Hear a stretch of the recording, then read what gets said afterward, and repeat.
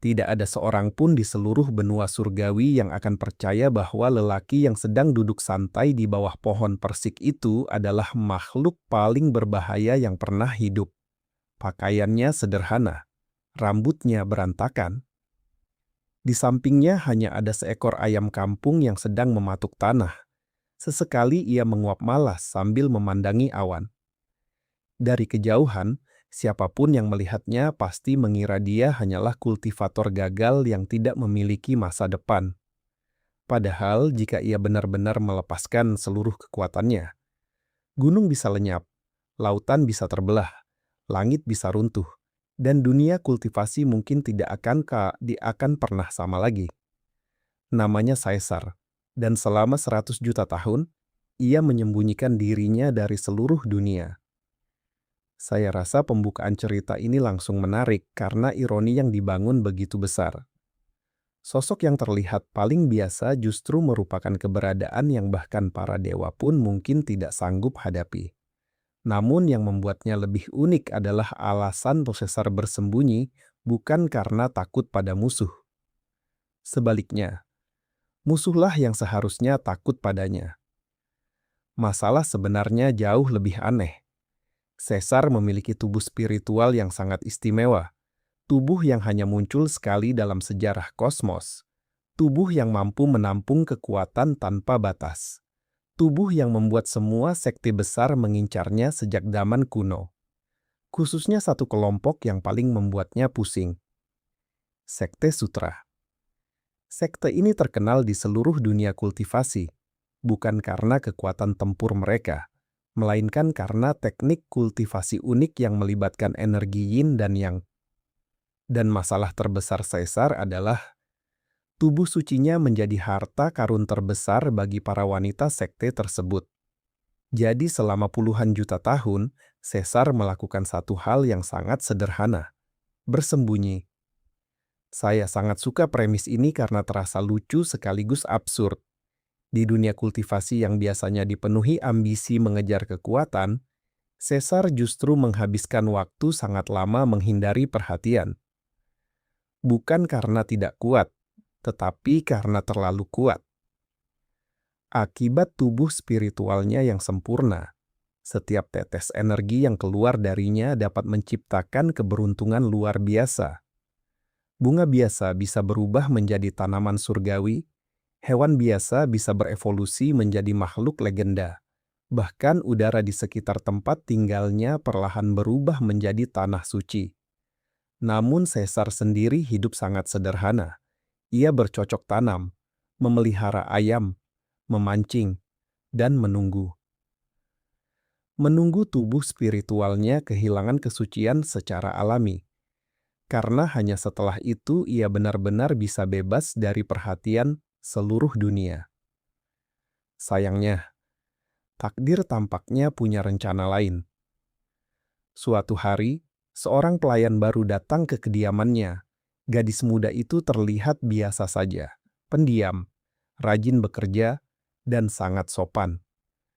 Namun Caesar langsung merasa ada sesuatu yang aneh.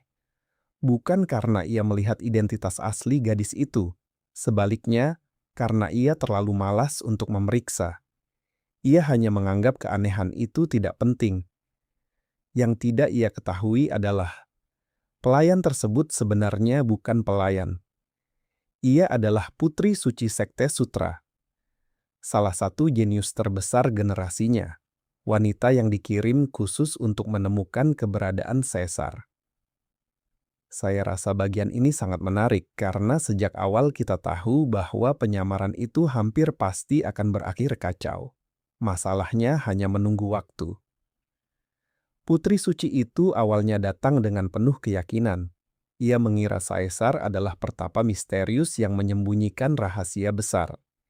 Ia bertekad mencari bukti, mencuri informasi, dan jika perlu, membawanya kembali ke sekte. Namun semua rencananya mulai berantakan sejak hari pertama. Karena tanpa sengaja ia meminum teh yang dibuat Caesar. Teh biasa. Setidaknya menurut Caesar.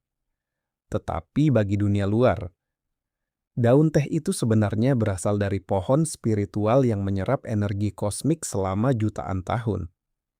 Dalam satu malam saja, tingkat kultivasi sang putri suci melonjak puluhan kali lipat. Ia sendiri hampir pingsan saat menyadari perubahan itu. Dan itu baru permulaan. Buah yang ia makan ternyata buah abadi. Air yang ia minum ternyata embun surgawi. Sayuran yang ia petik ternyata tanaman legenda. Saya sangat suka humor dalam bagian ini. Caesar terus menganggap semua yang dimilikinya biasa saja. Sementara orang lain hampir terkena serangan jantung setiap kali menyadari nilai sebenarnya. Semakin lama tinggal di sana, semakin besar keuntungan yang diperoleh putri suci. Dan semakin lama pula, perasaannya mulai berubah. Awalnya hanya rasa kagum, lalu rasa penasaran, kemudian kekaguman yang lebih dalam, dan akhirnya sesuatu yang tidak pernah ia rencanakan. Ia jatuh hati. Masalahnya tidak berhenti di situ. Ketika ibunya, pemimpin sekte sutra, mengetahui perkembangan putrinya, ia diam-diam datang menyelidiki sendiri, dan setelah melihat tempat tinggal Kaisar, ia mengalami nasib yang hampir sama. Saya rasa inilah bagian yang membuat cerita terasa semakin kocak. Dua wanita paling berpengaruh di sekte sutra yang selama ini dihormati seluruh dunia justru mulai kehilangan ketenangan setiap kali berhadapan dengan seorang pria yang bahkan tidak sadar dirinya sedang diperebutkan. Sementara Caesar tetap hidup seperti biasa. Ia memberi makan ayam, menyiram tanaman, dan sesekali mengajari putri suci cara mencangkul tanah. Yang tidak disadarinya adalah setiap kalimat yang ia ucapkan mengandung pemahaman Dao tingkat tertinggi. Setiap gerakan sederhana yang ia lakukan mengandung hukum alam semesta. Dan setiap hari yang dilalui putri suci di sana merupakan kesempatan yang bahkan para dewa akan iri. Namun rahasia sebesar itu tidak mungkin tersembunyi selamanya. Pada akhirnya, tibalah hari upacara besar Sekte Sutra. Perwakilan dari berbagai sekte hadir. Para kultivator terkuat berkumpul, dan dunia kultivasi menaruh perhatian pada acara tersebut. Putri Suci mengajak Caesar menghadirinya. Awalnya Caesar menolak. Ia malas, ia tidak suka keramaian, dan ia lebih tertarik memberi makan ayamnya. Tetapi setelah dibujuk berkali-kali, ia akhirnya datang. Saya rasa sejak titik ini, pembaca sudah tahu kekacauan besar akan segera terjadi. Dan benar saja. Saat upacara berlangsung, identitas Caesar perlahan mulai terbongkar. Seorang tetua tua mengenal aura kuno yang dimilikinya. Seorang ahli sejarah menemukan catatan tentang dirinya. Dan beberapa artefak kuno mulai bereaksi terhadap kehadirannya. Kepanikan langsung menyebar. Karena nama Caesar bukan sekadar legenda. Ia adalah mitos hidup, makhluk yang seharusnya sudah melampaui batas waktu. Tetapi sebelum siapapun sempat memahami situasi sepenuhnya, langit tiba-tiba berubah gelap. Sekte iblis datang. Ribuan kultivator iblis memenuhi cakrawala. Aura kematian menutupi matahari. Dan di garis depan berdiri Raja Iblis yang telah lama menghilang. Saya sangat suka bagaimana cerita meningkatkan skala konflik secara drastis di bagian akhir. Dari komedi penyamaran, berubah menjadi ancaman dunia. Namun Caesar tetap menjadi Caesar. Saat semua orang panik, ia hanya terlihat sedikit terganggu. Karena serangan itu terjadi tepat saat ia sedang menikmati makanan. Raja Iblis tertawa penuh percaya diri.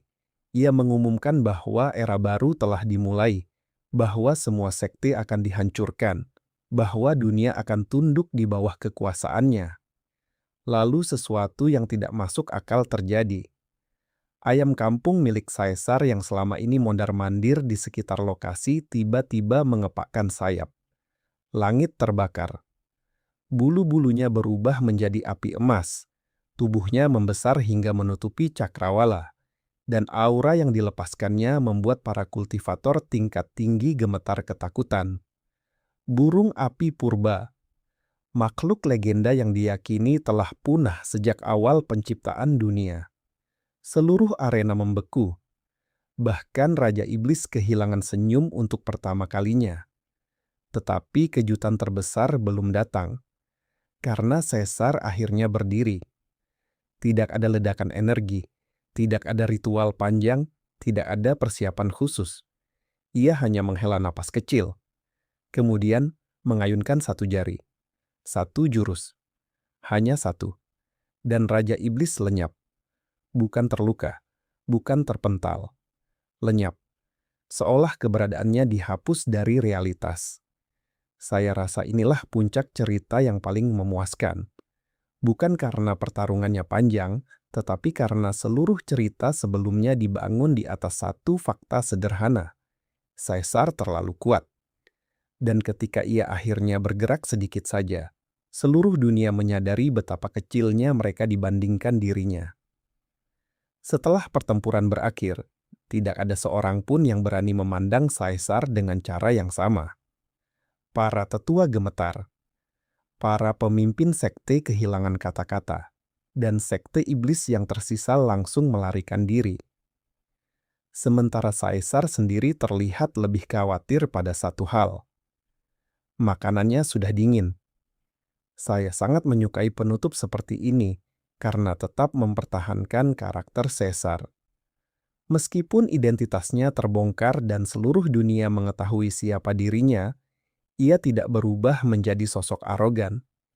Ia tetap pria sederhana yang lebih suka hidup tenang daripada dipuja. Kalau saya melihat lebih dalam, cerita ini sebenarnya bukan sekadar fantasi kultivasi tentang tokoh utama yang terlalu kuat. Ini adalah cerita tentang seseorang yang sudah mencapai puncak segala sesuatu sampai tidak lagi tertarik mengejar apapun. Ketika semua orang mengejar kekuatan, Caesar sudah memilikinya. Ketika semua orang mengejar keabadian, ia telah hidup terlalu lama. Ketika semua orang mengejar status, namanya sendiri sudah menjadi legenda. Dan justru karena itu, ia mencari sesuatu yang jauh lebih sederhana, ketenangan. Saya juga merasa hubungan Caesar dengan Putri Suci dan ibunya menjadi inti emosional cerita. Di tengah kekuatan yang hampir tak terbatas, yang perlahan menariknya kembali ke dunia bukanlah pertarungan atau ambisi, melainkan hubungan antar manusia, perasaan, dan kehidupan yang sederhana.